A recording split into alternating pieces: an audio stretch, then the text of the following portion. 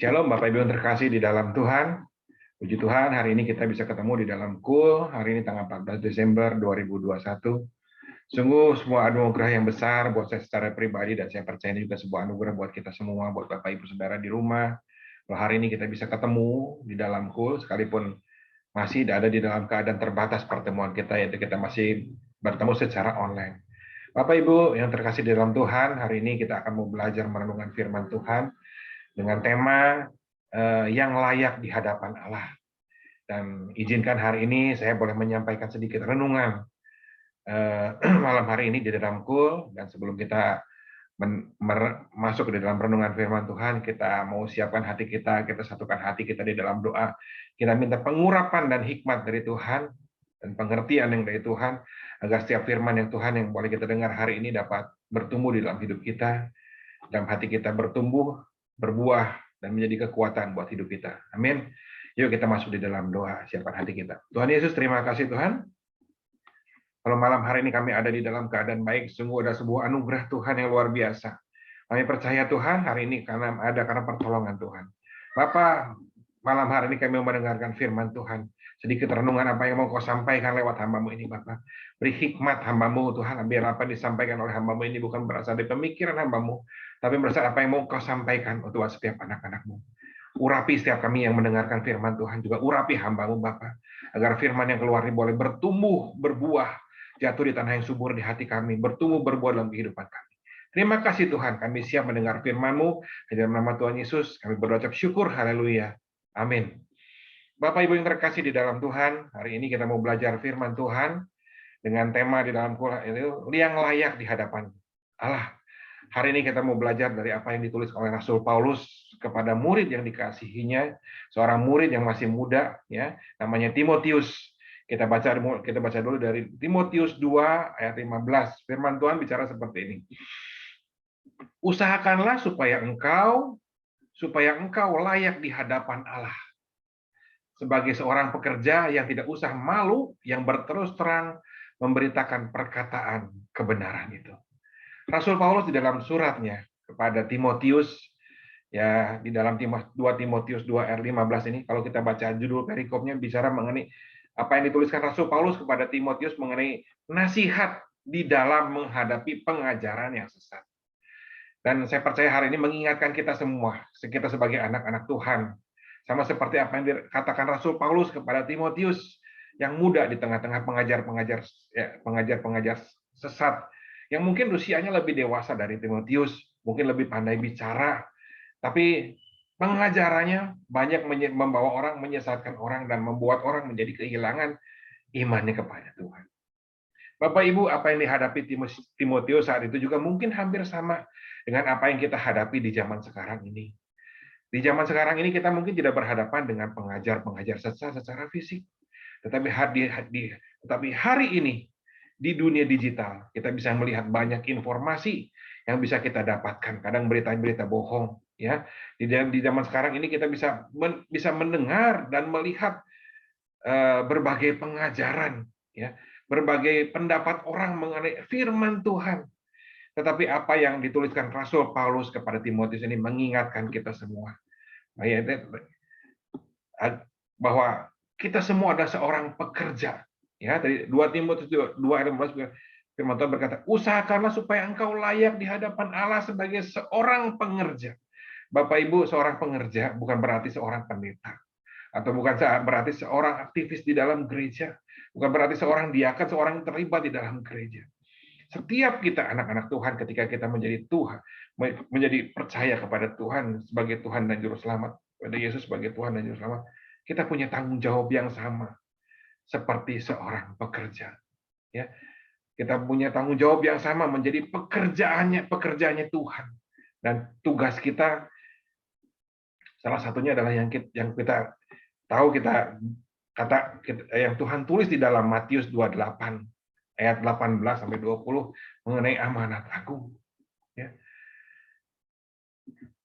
Kepadaku telah kuberikan segala kuasa di sorga dan di bumi. Karena itu pergilah, jadikanlah semua bangsa muridku, baptislah mereka di dalam nama Bapa, Anak, dan Roh Kudus. dan ajarlah mereka melakukan segala sesuatu yang telah kuperintahkan kepadamu.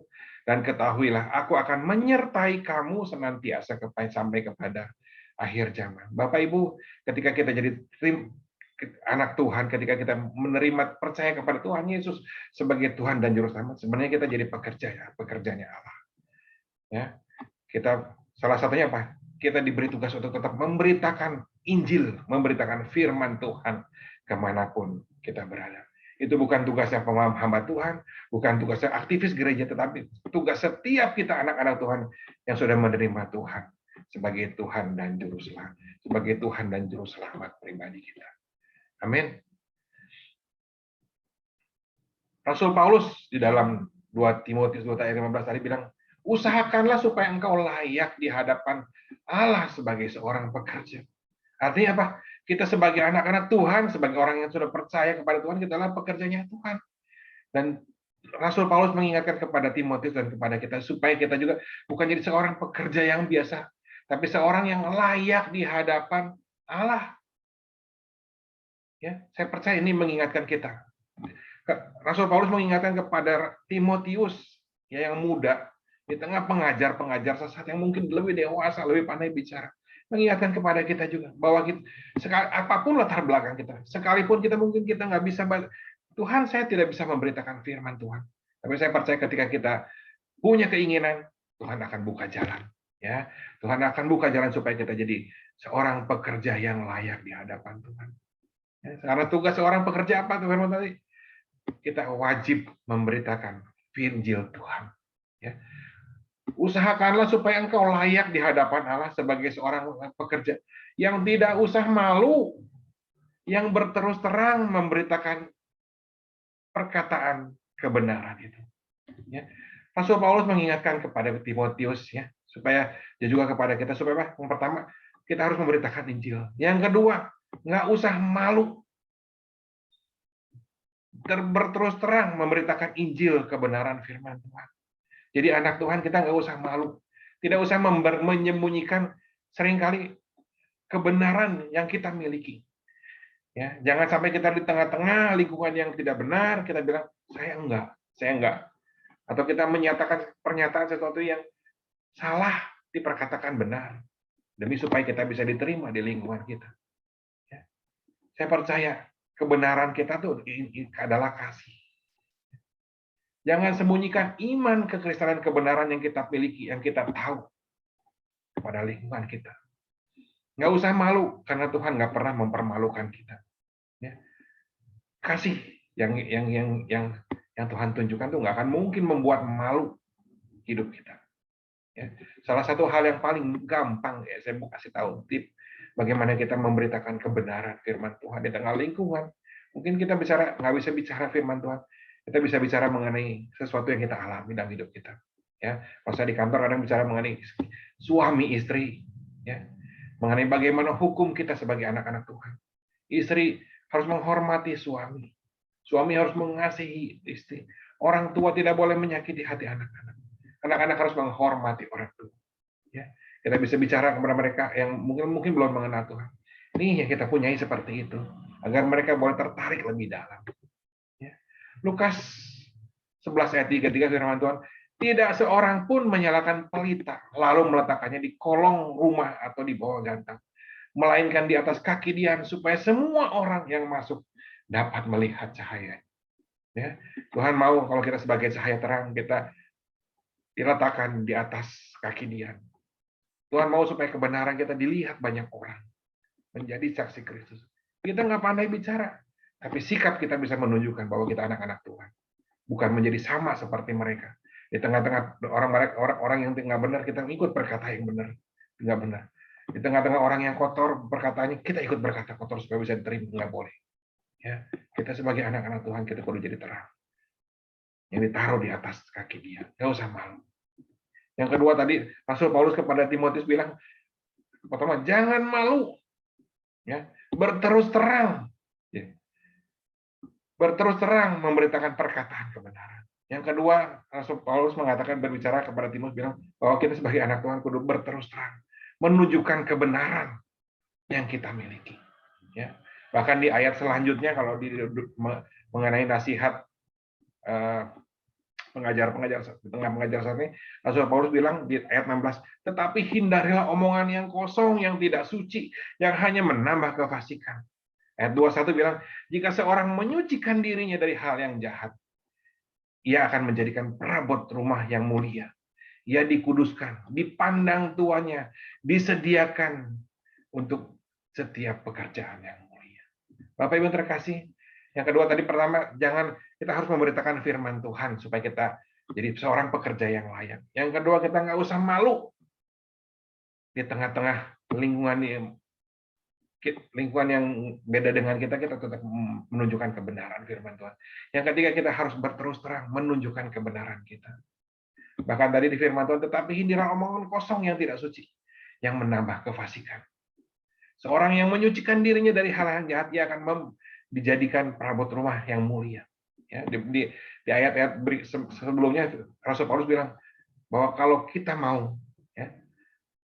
berterus terang dalam menunjukkan kebenaran, kita harus menyucikan diri kita. Menunjukkan diri kita bukan hanya dengan perkataan saja, tapi dengan sikap hati kita, dengan sikap perbuatan kita, perkataan kita. Menyucikan diri. Ya. Nggak omong yang sembarangan. Firman Tuhan bilang, Rasul Paulus memperumpamakan seperti sebuah perabot di dalam rumah. Ada yang terbuat dari emas, perak. Ada yang terbuat dari kayu dan tanah. Dan dibilang, emas, perak itu mulia. Ya. Kayu, tanah itu memang kurang mulia. Tetapi kalau kita menyucikan diri, Tuhan akan angkat kita menjadi perabotan yang mulia di hadapan Tuhan. Ya. Jadi kita jadi pekerja yang layak di hadapan Tuhan, membuat kita jadi berharga di hadapan Tuhan. Ya, mungkin malam hari ini firman Tuhan nggak panjang. Hari ini saya mau ingatkan bahwa kita sebagai anak-anak Tuhan, jadi pekerja Tuhan, kita harus jadi pekerja yang layak di hadapan Tuhan. Tetap memberitakan firman Tuhan. Nggak usah malu di tengah lingkungan. Tetap kita kudu menunjukkan kebenaran kita. Seperti lilin ditaruh di kaki dia. Dan yang ketiga, kita harus menunjukkan kebenaran ini dengan berterus terang. Ditunjukkan dengan apa? Dengan sikap hidup kita. Dengan menyucikan diri. Hidup yang benar di hadapan Tuhan. Sebenar-benarnya. Ditunjukkan dengan perbuatan dan tindakan kita. Dan Tuhan akan mengangkat kita jadi perabotan yang mulia di hadapan Tuhan.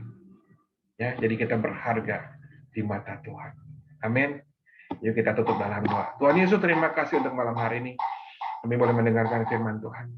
Kami mau Tuhan menjadi anak-anak Tuhan. Pekerja-pekerja Tuhan yang layak di hadapan Tuhan. Tuhan, terima kasih malam hari kami diingatkan sebagai pekerja Tuhan yang mulia, yang layak di hadapan Tuhan. Kami harus tetap memberitakan firman Tuhan. Kami nggak malu di tengah lingkungan mungkin yang berbeda dengan kami.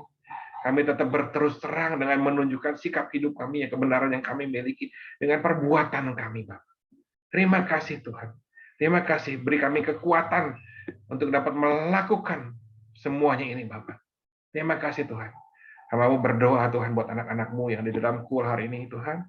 Di tengah masa sukar seperti ini, Tuhan, kalau ada yang kesulitan di dalam ekonomi, Tuhan, Kau yang berkati dengan berkat berlimpah-limpah.